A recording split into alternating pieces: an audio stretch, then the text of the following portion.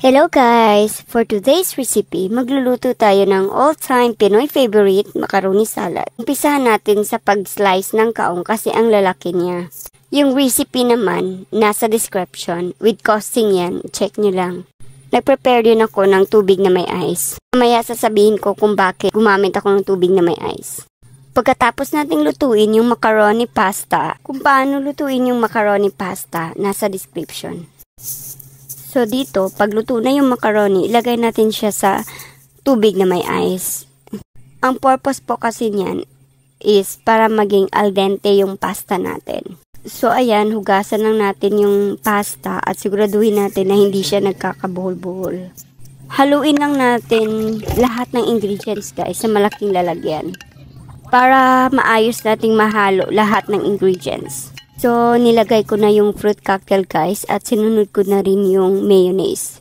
Lahat na din ng ingredients guys, nilagay ko na sa malaking lalagyan para mahalo ko na. So yan, nilagay ko na rin yung condensed milk, 1 can condensed milk, 1 sachet of all-purpose cream, 1 can of angel cream soda. Ayaw ko guys sa sobrang tamis na macaroni salad. At this point, nilagay ko na rin yung cheese. So, ayan, haluin lang natin ng maayos. Haluin ng haluin. So, ilagay na rin natin yung ating macaroni pasta. Ilagay muna yung kalahati ng macaroni pasta at haluin. Po, mahalo natin siya ng maayos. So, ayan, haluin natin ng maayos. At lahat po ng macaroni pasta ay naihalo sa iba pang ingredients. Kapag siguro na po natin na nahalo na po yung kalahating macaroni salad, ay ilagay na rin natin yung natira pang kalahating macaroni pasta.